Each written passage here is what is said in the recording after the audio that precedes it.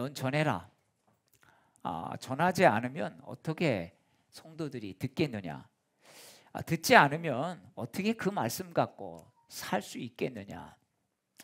열매를 맺든지 못 맺든지 그거는 내가 하는 거다.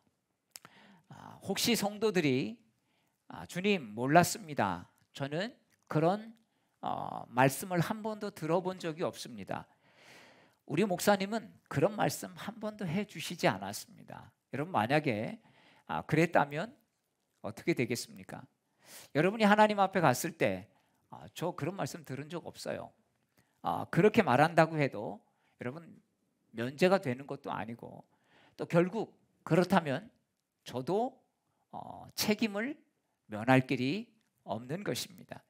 왜 이런 말씀을 주실까? 가끔 말씀을 전하다 보면 이 말씀은 성도들이 들으면 너무 부담스러워할 텐데 이런 생각을 할 때가 있습니다.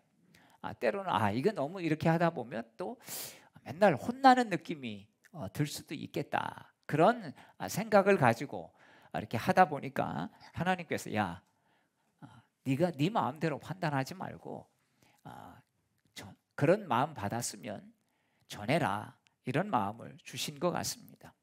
자, 오늘 로마서 우리 6번째 시간입니다. 2장 1절 말씀을 우리 같이 다시 한번 읽도록 하겠습니다. 같이 읽습니다. 시작. 그러므로 남을 판단하는 사람아, 누구를 막론하고 내가 핑계 못할 것은 남을 판단하는 것으로 내가 너를 정죄함이니 판단하는 내가 같은 일을 행함이니라. 자, 오늘 여기서 보면 2장 1절에 앞에 뭐라고 되어 있습니까? 그러므로라고 되어 있습니다. 그러므로가 가장 먼저 나와 있죠. 여러분, 그러므로 접속사는 어느 때 쓰는 것입니까? 1장 앞에 있는 것에 대한 이야기를 결론 지을 때 이 그러므로라는 표현을 많이 쓰고 있는 것이죠. 자, 그러므로라는 말을 통해서 2장 1절을 우리는 해석을 해야 하는데 한 가지 주의 깊게 봐야 할 게 있습니다. 그것이 뭐냐면 이 1장과 2장은 말하는 사람, 대상이 다르다는 것입니다. 어떻게 알 수 있냐면 1장은 그들에게 이런 표현들을 계속 쓰죠. 그들에게는. 근데 2장으로 넘어와서는 너희는 이렇게 호칭이 바뀝니다. 즉 3인칭 복수, 1장이 3인칭 복수라면 2장은 2인칭 단수로 되어 있다는 것을 볼 수 있습니다. 자, 1장 19절에는 이렇게 말씀하죠. 하나님을 알만한 것이 그들 속에 보임이라.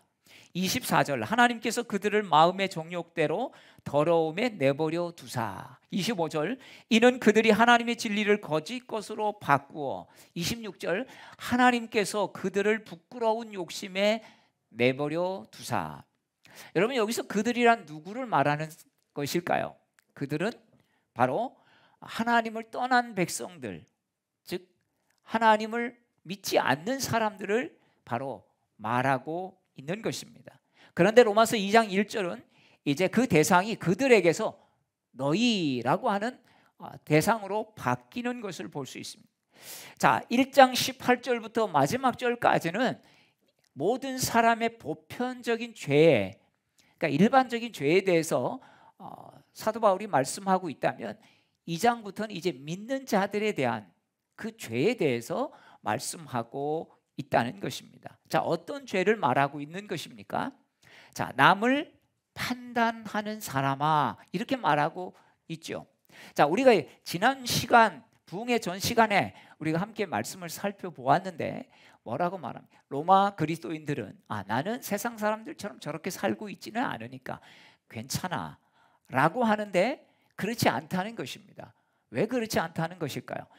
저 사람 나쁜 사람이야, 동성애나 하고 저렇게 난잡하게 살아서 정말 하나님의 심판을 받을 거야, 이렇게 판단만 하고 있지 너희도, 즉 그리스도를 믿는 로마 그리스도인들도 죄의 종류는 다르지만 역시 다르지 않는 삶을 살고 있다는 것입니다. 그러면서 나는 괜찮다고 저놈들 나쁜 사람들이야, 이렇게 판단만 하고 있다라고 하는 것을 2장 1절부터 분명하게 말씀하고 있습니다.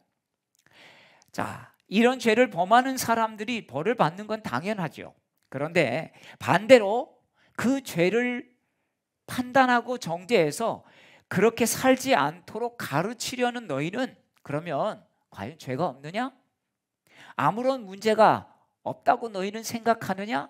그렇게 2장 1절에서 그렇게 묻고 11절까지 그런 말씀으로 주고 있다는 것입니다. 쉽게 말하면 무슨 말씀이겠습니까? 야, 안 믿는 사람 보고 너 그 사람들 정죄만 하고 있지 말고 그럼 너희 삶은 어떠냐?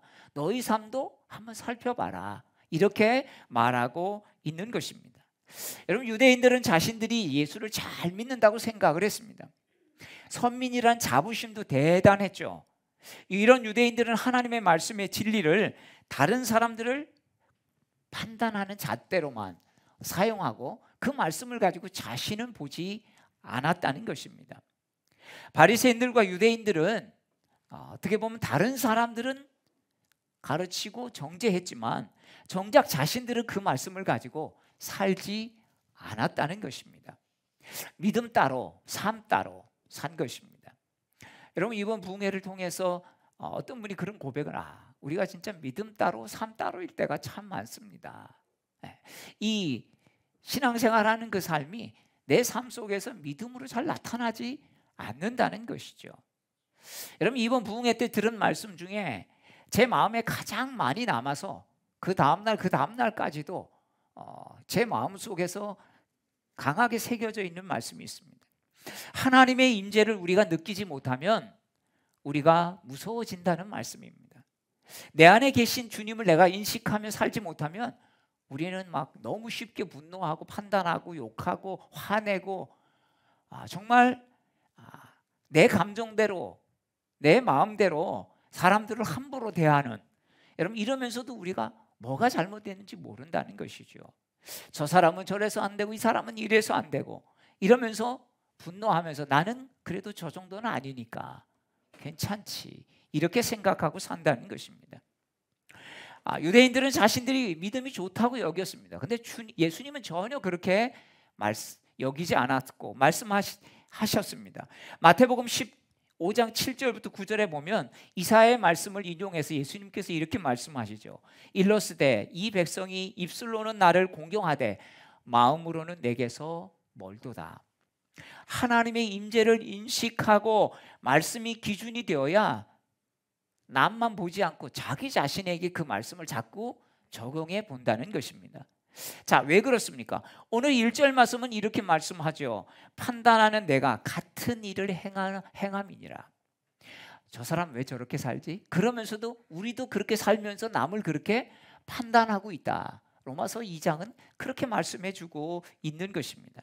우리가 다른 사람을 판단하면서 우리도 같은 일을 하고 있다. 너희도 다를 줄 아냐? 오늘 2장 말씀이 바로 그런 말씀인 것입니다. 자, 로마서 2장 3절 말씀 우리 함께 읽겠습니다. 시작. 이런 일을 행하는 자를 판단하고도 같은 일을 행하는 사람아, 내가 하나님의 심판을 피할 줄로 생각하느냐? 자, 이런 일을 하면서 판단하면서 같은 일을 행한다. 우리도 다르지 않다라는 것입니다.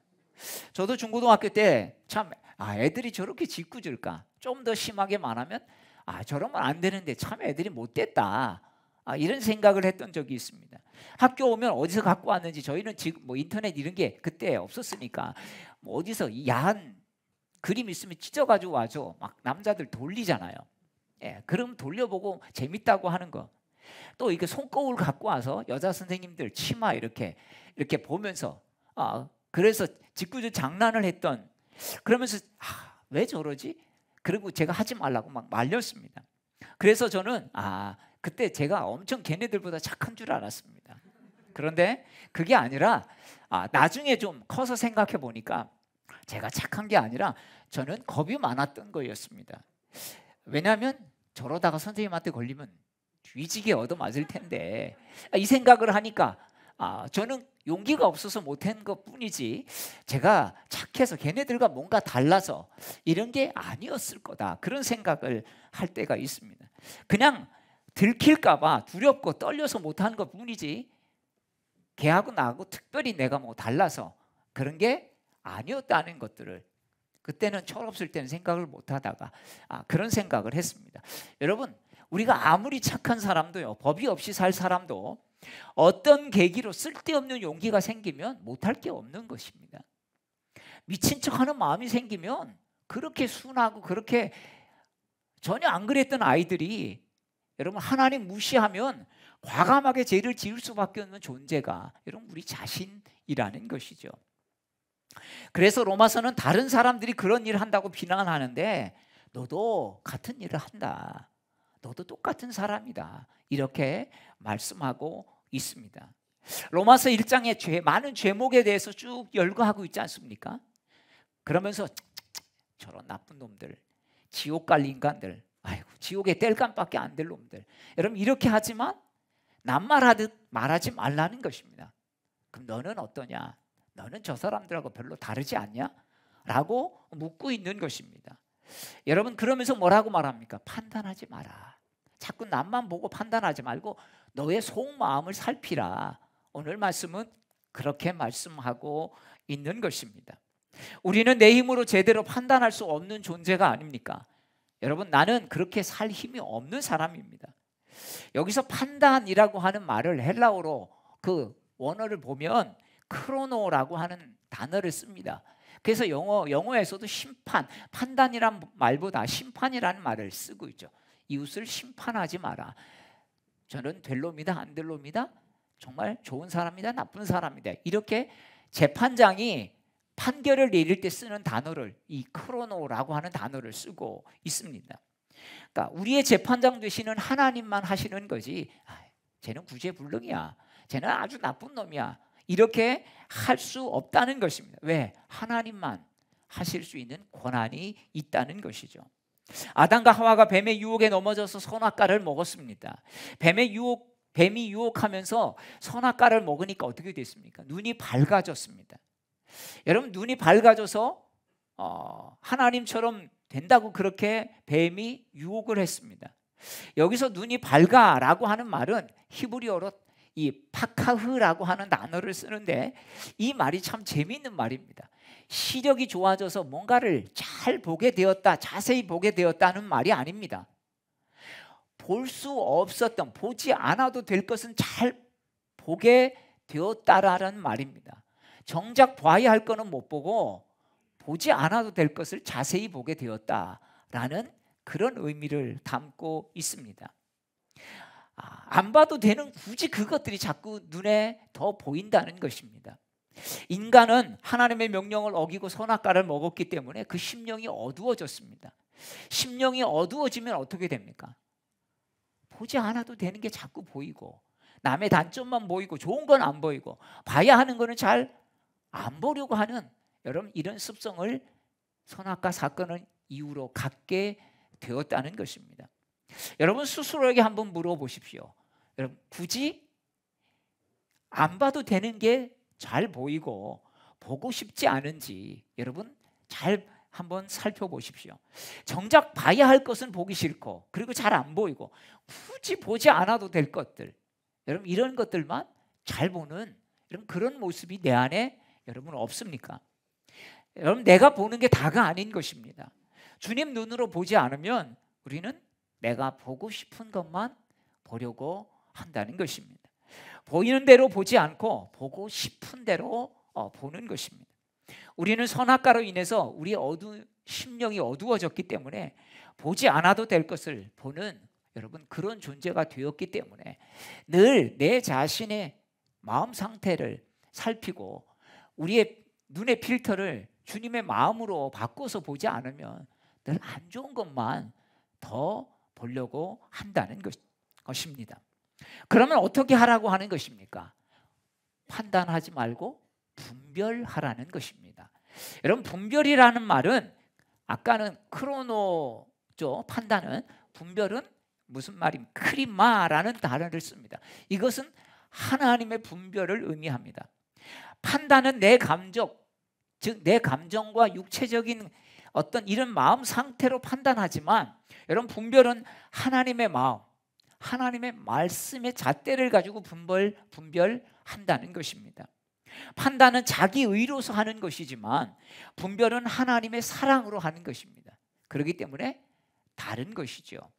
판단은 사단이 우리를 이미 과거에 묶어놓은 상처로 보지만 분별은 하나님의 임재를 느끼면서 보는 것이기 때문에 좀 다를 수밖에 없는 것입니다. 여러분, 우리는 그래서 어떨 때 제일 많이 판단합니까?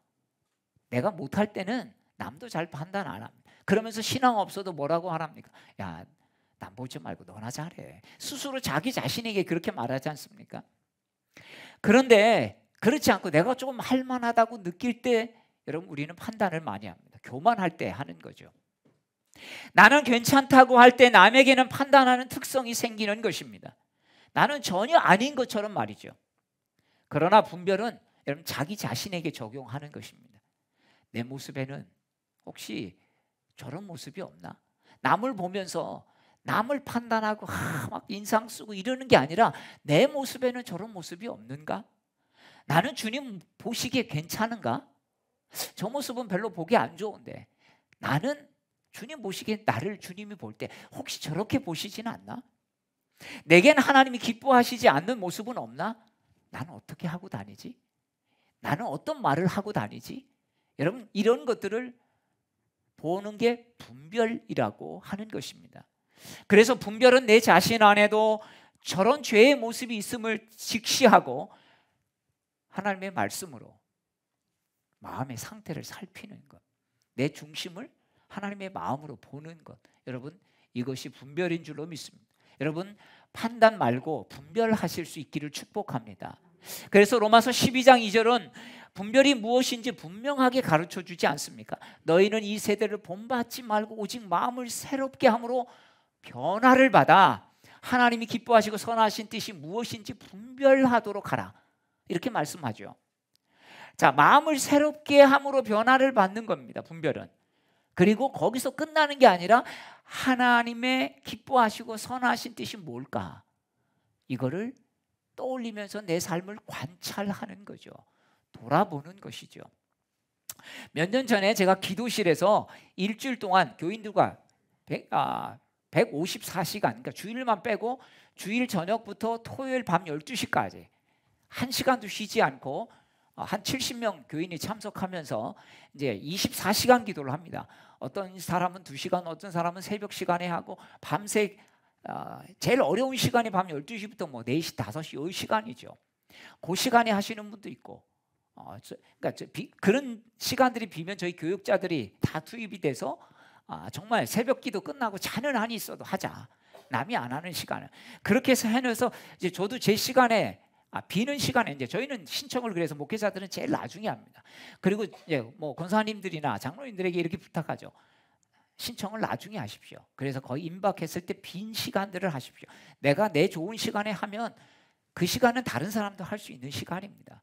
그래서 이제 제가 제 기도 시간에 딱 들어가는데 그 기도 제목들이 쭉 있습니다. 읽으면서 기도를 하는데 내 평생에 느헤미야 기도 아니면 이런 기도를 어떻게 하나, 그런 생각을 할 때가 많이 있었는데요. 느헤미야 24-365 기도 혹시 들어보셨습니까? 제 주어진 기도 시간에 들어갔는데 아프리카 아이들에 대한 성착취 기도였습니다. 아프리카 아이들이 성착취를 당하는데 아이들이 그것을 위해서 기도하는데 내 인생에 이런 기도를 한 번도 드려본 적이 없는 겁니다. 아프리카를 위해서, 가난을 위해서, 기근을 위해서, 뭐 구호를 위해서는 기도해봤지만 근데 이 착취 기도를 하면서 좀 낯설게 느껴졌지만 그래, 이 기도가 아프리카를 위한 것이다, 그런 생각으로 기도하고 있는데 기도할 때 하나님께서 어느 날 며칠이 이제 기도를 하는데 이런 마음을 부어주시는 것입니다. 야, 너 안에 있는 저런 가치를 너도 뽑아내라고 그런 기도 시키는 거야. 지금 남의 나라 이야기처럼 여기고 기도하지 말라는 그런 마음을 주시는 것입니다. 기도하고 분노하면서 처음에 진짜 이런 마음이 들었어요. 아프리카 진짜 참 대책 없어. 아프리카는 언제쯤 이 미개함에서 벗어날까? 이런 마음으로 제가 기도하면서 나는 이런 일과는 전혀 무관한 것처럼 내 안에 있는 유사한 죄는 여러분 우리가 방치한다면 이 기도는 바리새인의 기도라는 거죠. 이게 깨달아졌습니다. 여러분, 백날 우리가 뭔가를 가지고 기도해도 나하고 상관이 없다는 듯이 기도하는 것이 여러분 우리가 안 바뀌는 이유가 아니겠습니까?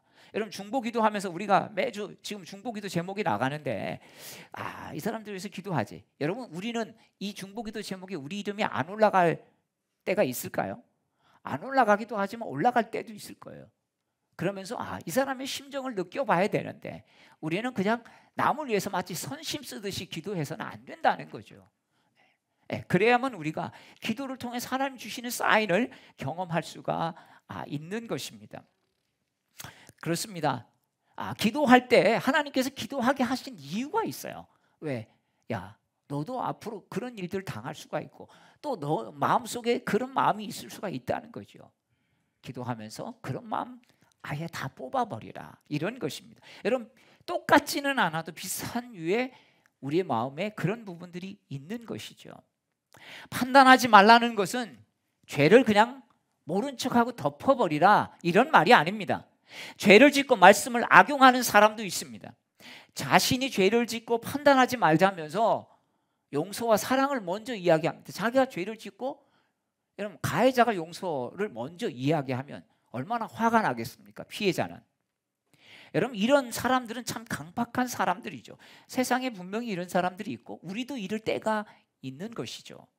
그런데 그것조차도 하나님이 하실 것을 믿고 기도하라는 것입니다. 우리가 판단해봤자 바뀌는 게 없기 때문이죠. 자, 로마서 2장 2절은 그래서 판단하는 사람들을 향해서 로마 교인들과 우리들을 향해서 주님 이렇게 말씀하십니다. 같이 읽겠습니다. 이런 일을 행하는 자에게 하나님의 심판이 진리대로 되는 줄 우리가 아노라. 사실 오늘 말씀은 판단하는 사람들은 남을 판단하는 데는 선수지만 자기도 같은 일을 행한다는 것을 인식하지 못할 때가 훨씬 더 많습니다. 여러분 그렇지 않습니까? 대학교 다닐 때 학생들이 교수님에 대해서 이런 판단을 했던 적이 있습니다. 참 부끄러운데 이런 거였어요. 제일 비윤리적인 분이 윤리학을 가르치시고 제일 비논리적인 분이 논리학을 가르치셨고 제일 여성스럽지 못한 분이 여성학을 가르친다.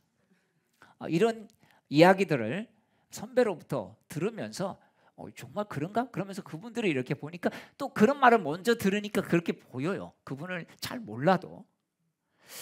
여러분 인간의 가장 큰 문제는 뭐겠습니까? 자기가 공부한 대로 아는 지식대로 더 나아가서는 가르치는 대로 살지 못한다는 겁니다. 그때는 제가 깨닫지 못하고 그냥 선배님들의 말을 듣고 그냥 웃었죠. 그럴 수 있겠다. 참 인간이 얼마나 아이러니하냐. 그런데 나중에 조금 철이 들어서 이 이야기를 되새겨 볼 때 이게 깨달아졌습니다. 아무래도 교수님들에 대한 기대가 수준이 높았는데 기대만큼 안 되었을 뿐이지 그분들이 진짜로 세상적으로 말하면 비윤리적이라든지 정말 말도 안 되는 비논리를 가지고 학생들을 가르친다면 어떻게 논리학 교수로 있겠습니까? 말이 안 되는 거죠. 그러니까 기대가 그만큼 큰데 기대만큼은 되지 않는 이런 것 때문에 그렇지 않겠습니까? 여러분 성도들이 왜 세상에 욕을 먹습니까? 그래도 믿는 사람은 달라야지. 그래도 성도들은 달라야지. 교회 다닌다면서 하나님 믿는 사람들은 달라야지. 그런데 너나 나나 별로 다를 게 없어. 자기는 우리보다 더 막 살면서 교회 다니고 예수 믿는 사람들이 그러면 여러분 더 비난을 하는 이유가 뭐겠습니까? 여러분 그게 옳은 거예요. 맞는 거예요. 왜? 그만큼 우리에 대한 기대 가치가 높으니까. 그런데 만약에 그런 기대도 없으면 교회 다니는 사람이나 믿는 사람이나 안 믿는 사람이 똑같지. 이러면 지금은 거의 세상이 이렇게 되어버린 거죠. 벌써 30년, 40년 전만 해도 예수 믿는 사람 뭔가 달라. 안 믿는 사람들이 여러분 그렇게 많이 말했던 것을 여러분 우리가 잘 알고 있지 않습니까?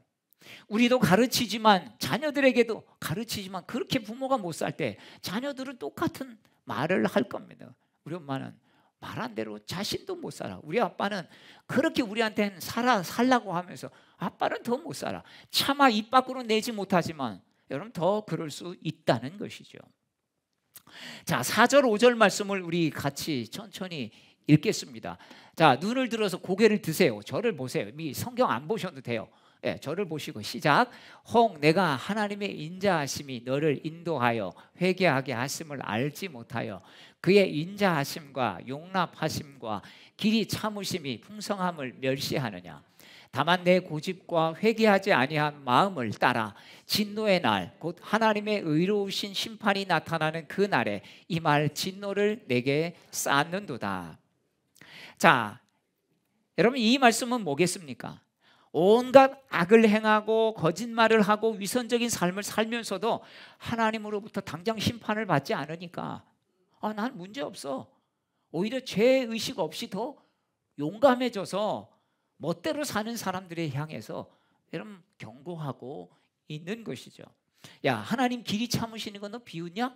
너 지금 당장 벌 안 받는다고 너 괜찮다고 여겨? 그 고집과 회개하지 아니하는 마음을 하나님이 그냥 넘기실 것 같냐? 아니다. 언젠가 반드시 그 고집과 그것 때문에 하나님의 진노가 드러날 날이 올 거다. 여러분 이렇게 말씀하고 있는 것을 볼 수 있습니다. 팀 켈러의 책 로마서에 보면 이 로마서 1장은 어떤 사람이냐면 탕자의 비유로 말하면 둘째 아들, 집 나가서 부모 속색인 사람, 이런 사람이라면 여러분 이 로마서 2장은 뭐냐면 부모 집에 살았지만 동생이 돌아온 걸 시기해서 꿍 해가지고 있는 첫째 아들의 그런 모습이다. 이렇게 말하고 있습니다.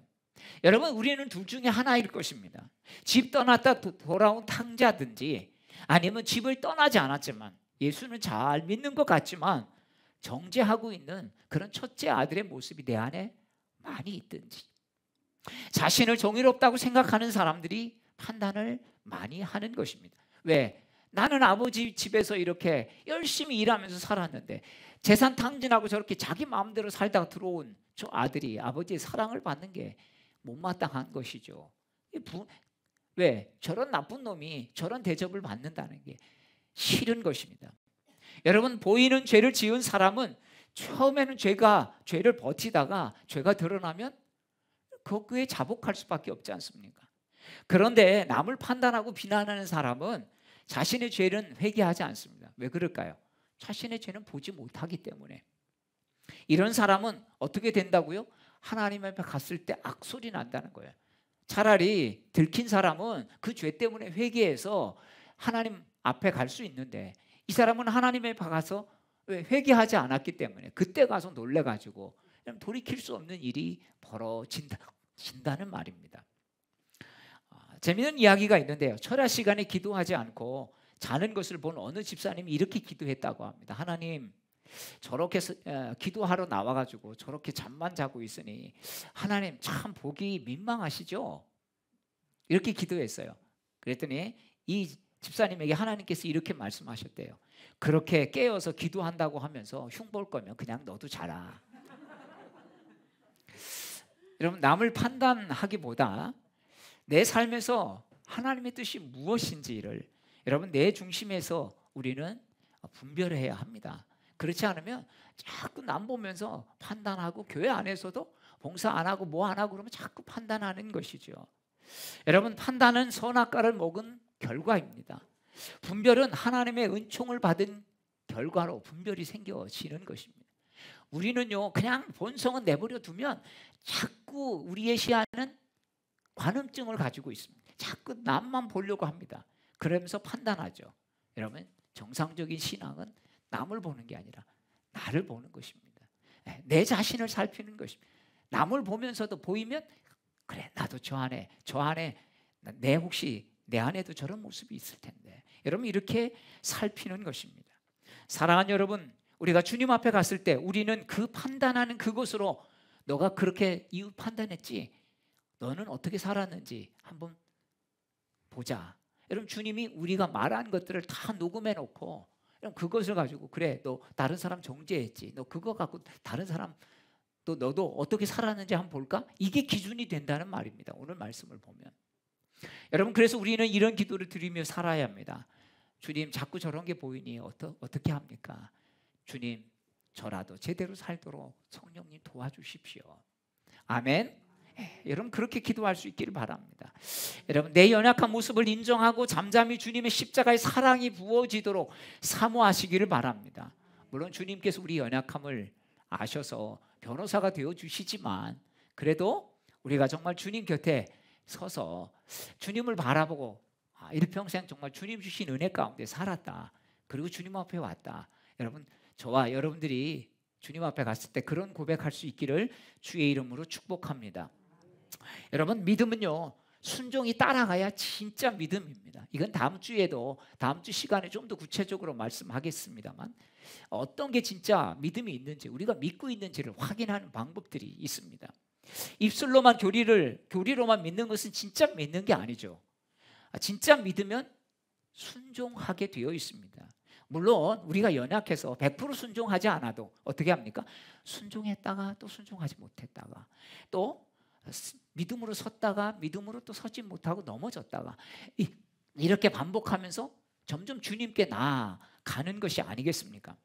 우리의 청년이 한 명이 이번 부흥회 때 자기 너무 은혜를 많이 받았대요. 그런데 우리 교인들이 막 부흥회 때 눈물을 흘리면서 기도하고 이런 걸 자기는 처음 봤다는 거예요. 이게 진짜 내가 기뻐해야 될지 슬퍼해야 될지 참, 여러분들이 은혜 받고 막 눈물 흘리고 기도하는 걸 처음 봤다는 거예요. 이게 참 기쁘면서도 슬픈 이야기죠. 이게 처음이라면 그 청년이 다 못 봐서 그런 것일 수도 있지만 여러분 하나님이 왜 이렇게 은혜를 주실까요?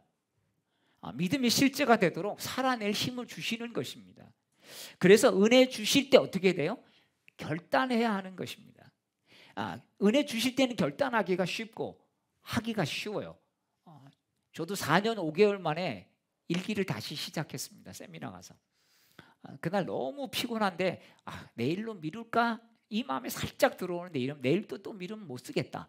그래서 딱 쓰려고 보니까 제가 마지막으로 쓴 날이 2018년 10월인가 이렇게 되더라고요. 일기를 딱 보니까 그때 한참 쓰다가 지금 5년을 거의 4년 5, 6개월 중단하고 지금 다시 쓴 것이죠.